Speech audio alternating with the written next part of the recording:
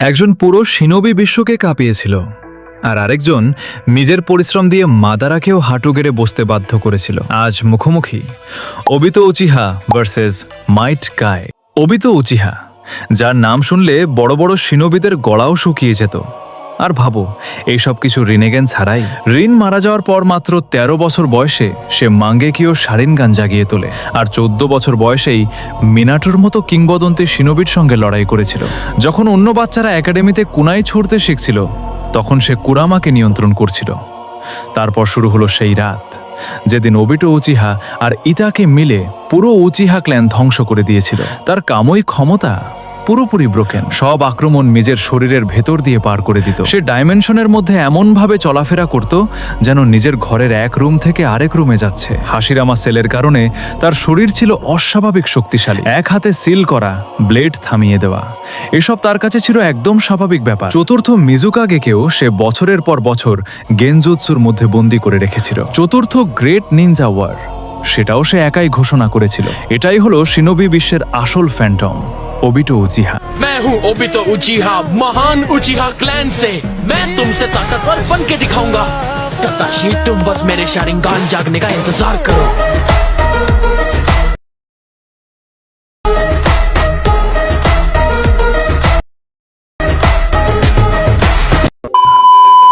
মাইট কাই, যে মানুষটা প্রমাণ করেছিল ট্যালেন্ট না থাকলেও শুধু পরিশ্রম দিয়ে দানব হওয়া যায়। সে কোনো উচিহা ছিল না, তার কাছে শারিনগান ছিল না, রিনেগ্যানও না, কোনো বিশেষ ব্লাড লাইন। তবুও তার নাম শুনলে বড় বড় শিনোবিরা চুপ হয়ে যেত। যখন সবাই নিনজুৎসু আর গেনজুৎসু নিয়ে ব্যস্ত ছিল, তখন গাই শুধু নিজের শরীরকেই অস্ত্র বানাচ্ছিল। দিনের পর দিন রক্ত, ঘাম আর অসহ্য ট্রেনিং দিয়ে সে নিজের সীমা ভেঙেছিল।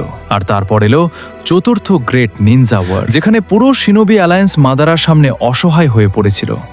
নারুতো, সাসুকে, কাগেরা, কেউই তাকে থামাতে পারছিল না, কারণ তখন মাদারা ছিল জুবির জিনচুরিকি, প্রায় অমর। কিন্তু তারপর সামনে এগিয়ে এলো এক মানুষ, মাইট কাই। সে জানতো এই শক্তি ব্যবহার করলে সে বাঁচবে না, তবুও সে থামেনি। এক এক করে খুলতে লাগলো 8 গেটস। আর যখন 8th গেট খুলল, তখন তার শরীরের চারপাশে লাল বাষ্প উঠছিল, যেন মৃত্যুই তার ভেতরে জেগে উঠেছে। তার সেই নাইট গায়ে আক্রমণ এতটাই ভয়ঙ্কর ছিল যে মাদারার শরীরই বাঁকা হয়ে গিয়েছিল। মাদারা নিজেই বলেছিল, আমি মাদারা উচিহা, তোমাকে সবচেয়ে শক্তিশালী তাইজুৎসু ব্যবহারকারী ঘোষণা করছি। ভাবো একবার, যে মানুষটা হাসিরামার সাথে যুদ্ধ করেছে, যে পুরো পৃথিবীর বিরুদ্ধে দাঁড়িয়েছিল, সেই মাদারাকেই নিজের মুখে এটা স্বীকার করতে হয়েছিল। এটাই ছিল মাইট কাই, কোনো ঈশ্বরের সন্তান না, কোনো ভবিষ্যৎবাণীর নায়ক না, শুধু এক সাধারণ মানুষ যে নিজের পরিশ্রম দিয়ে কিংবদন্তি হয়ে উঠেছিল। এখন তোমরাই বলো, এই দুই দানবের মধ্যে ফাইট হলে কে জিতবে? তোমার মতামতটা অবশ্যই কমেন্টে জানাও। আর ভিডিওটা যদি ভালো লেগে থাকে তাহলে একটা লাইক করে দিও, আর চ্যানেলটা সাবস্ক্রাইব করে পাশে থেকো। ভাই, সত্যি বলতে অনেক কষ্ট করে তোমাদের জন্য ভিডিও বানাই, শুধু তোমাদের একটা লাইক, কমেন্ট আর সাপোর্টের আশায়। তোমাদের রেসপন্সই আমাকে আরো ভালো ভিডিও বানানোর সাহস দেয়। তো দেখা হচ্ছে পরবর্তী ভিডিওতে। এ পর্যন্ত সবাই ভালো থেকো, সুস্থ থেকো। আল্লাহ হাফেজ।